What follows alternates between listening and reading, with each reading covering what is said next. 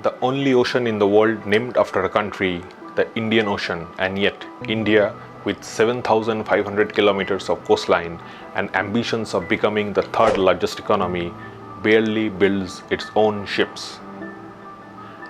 When over 80% of global trade moves through shipping, India remains totally dependent on foreign fleets. Does that make sense? It doesn't. That is why the change is needed. Should India reclaim its maritime legacy and turn shipbuilding into a geo-economic weapon? I think this is a really opportune moment for India to actually reflect on the role that they play in the maritime industry. One employee in 5 in Maersk is an Indian passport holder. So it's the largest nationality in our company by far.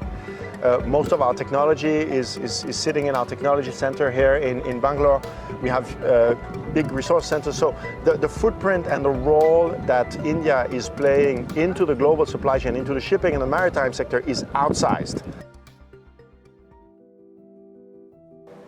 Rewind a few centuries and the picture was very different. Bengal and Orissa were exquisite hubs for shipbuilding. Gujarati merchants sailed to the African hinterland and the Chola Navy ruled over Bay of Bengal and beyond. Indian ports were buzzing powerhouses, trading spices, silk, gold, minerals, metals, and India's hard influence across the world. The Indians used a peculiar boat building technology for building ships both for oceanic voyages as well as for internal travel, which involved essentially stitching together the ship. So this is very different from what you would think you would do, which is to nail a ship together on a frame. Instead, they stitched the planks together using a peculiar technique. Now remember, this is not because of the lack of rust-free nails.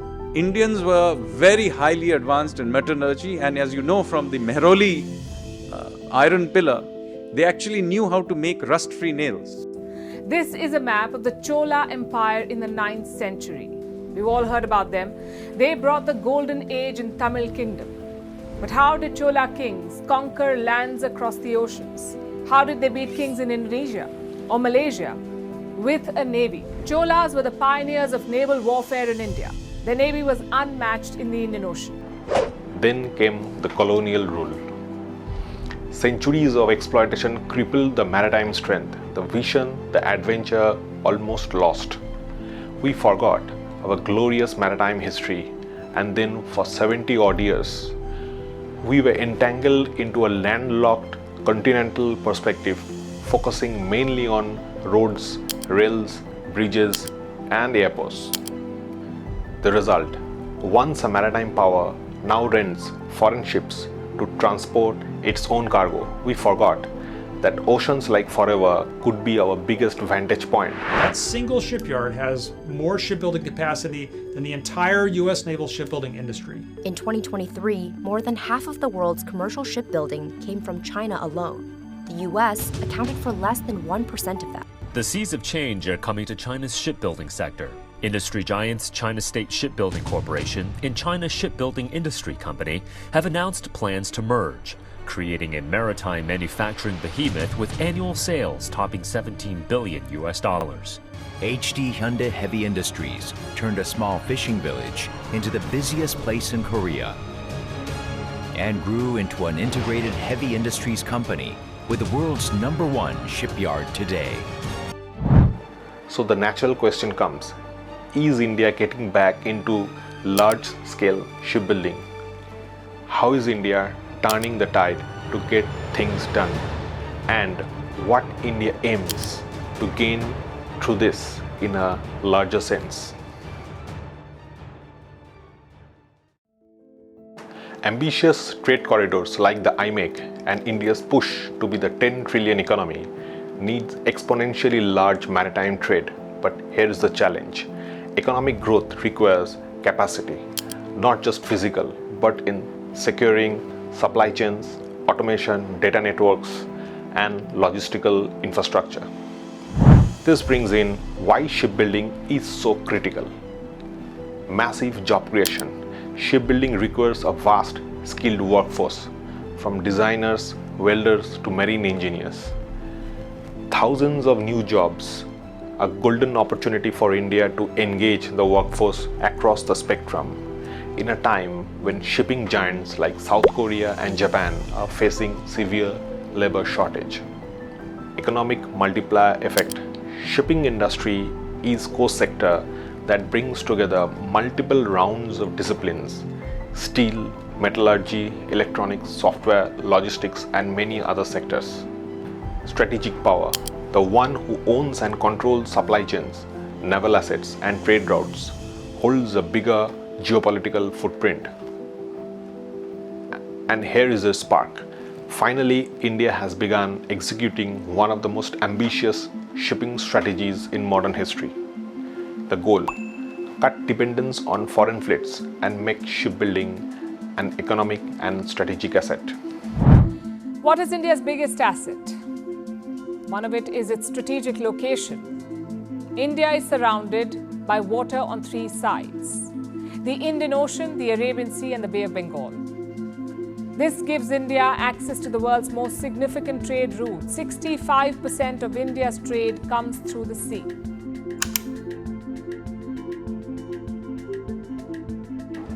Let us find out what the government has pulled up to actualize the idea. Indians were sailing the oceans 1,000 or more years before the Phoenicians. So, if you look back to our history, going back to the Bronze Age, we had Indian merchants sailing all the way through to Mesopotamia. We are going to change all the relevant laws and policies. The amount of finance that shipping needs a complete overhaul in the way we think about ships, for example. The idea is that over the next decade or so, we will change the ship and ship-related landscape completely. So, for example, we intend that in the next decade or so, we will have something between 10 to 12% of the world's shipbuilding done here in India. This is a three-pronged strategy that tackles policy incentives, financing, and infrastructure. Number one, policy revolution. Tax breaks and subsidies. Building ships at a globally competitive level isn't that easy, but it is not impossible either. If the right policies are in place, guess what? India's 2025 budget took multiple such bold steps. Number one, basic customs duty exempted on raw materials, components, and consumables for shipbuilding for another 10 years. Capital gains tax exempted for foreign investors in ship leasing through the GIFT City. And shipbuilding financial assistance policy, a corpus of 18,090 crore allocated to boost domestic shipbuilding to make Indian companies compete globally. Shipbuilding. The shipbuilding financial assistance policy will be revamped to address cost disadvantages. This will also include credit notes for shipbreaking in Indian yards to promote the circular economy. Number two, Maritime Development Fund, solving the financial bottleneck. Historically, banks avoided financing Indian shipping companies due to very high risk, and that will change with the Maritime Development Fund, a 25,000 crore corpus to provide low-cost long-term financing, but it is estimated that it will target investments of rupees 1.5 lakh crore to build a robust shipbuilding ecosystem by 2033. Maritime Development Fund for long-term financing for the maritime industry. A Maritime Development Fund with a corpus of 25,000 crore rupees will be set up. Number three, shipbuilding clusters, strategic infrastructure. India is revamping its coastal infrastructure to create mega shipbuilding clusters in Andhra Pradesh, Gujarat, Orissa, Maharashtra, Kerala. These hubs will drive R&D, workforce scaling, and naval technology collaborations with the best of the worlds with a vision to make India a top 10 shipbuilding nation by 2030 and top 5 by 2047, the 100th year of India's independence. Shipbuilding clusters will be facilitated to increase the range, categories, and capacity of ships. This will include additional infrastructure, facilities, skilling, and technology to develop the entire ecosystem. Geopolitics isn't just about the borders. It is more about controlling the cash flows, the trade routes, and logistics. Shipbuilding plays a crucial role in this game. How? Forget the economic cost of it, the $100 billion we are paying, but it's a geostrategic risk. Absolutely. Yeah. Because you see, from a geostrategic standpoint, India is an island nation. We need to have, if we do not have our own ships, it just requires 3-4 of the biggest shipping lines in the world to say that we don't like India. And, within a few weeks, we will be on our knees. Right. We need our own ships. We need to own them. We need to flag them. And very importantly, we need to build them. Number 1, the floating Silk Road. Think of ships as economic weapons. Without its own fleet, India is vulnerable, highly vulnerable. Till now, foreign ships are needed to transport the essential crude oil and cargo, which is a serious economic and strategic risk for India. Owning a large fleet secures the trade routes, reduces external dependencies. Number 2, ports modernization.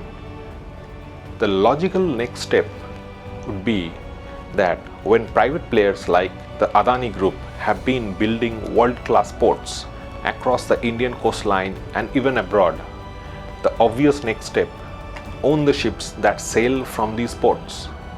Controlling both ends of the maritime window will give an unbeatable trade advantage.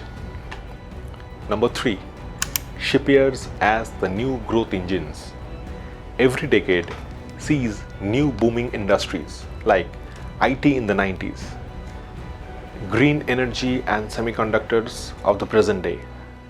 Parallelly, shipbuilding could be India's one of the next big industrial success stories. Number 4, weaponizing logistics. India's logistics cost in an average is quite high at 16% almost of the GDP. That is one of the highest in the world. A large domestically owned fleet will bring down this below 10%. Indian products then will become more competitive globally. And more importantly, these ships can act as an auxiliary naval force in times of war, just like freight corridors on the land ensure wartime essential supplies. Number 5, future-proofing against AI-driven shipping. Modern shipping isn't just about transporting the goods. It is a lot more than that. Data, automation, AI-driven logistics, just like automobiles and aircrafts, the future of shipping will run on complex AI systems. So, where is the risk? Imagine if Indian shipping companies remain dependent on the foreign-built ships. It risks leaking sensitive trade and energy data. Developing a strong domestic fleet in that case ensures that the critical data stays within India's control. It is indeed a fact that India has ignored its oceans, but the tide should turn as soon as possible. Bold policies, financial backing, and strategic shipbuilding clusters. This is how India is preparing to reclaim its maritime legacy, the lost legacy. This is more than just an industrial push. It is more of a geoeconomic power shift. The goal is clear. By 2047, a top 5 shipbuilding nation, a global supply chain powerhouse, a naval and economic force controlling its trade destiny. The Indian Ocean isn't just named after India. It's time India owns it back.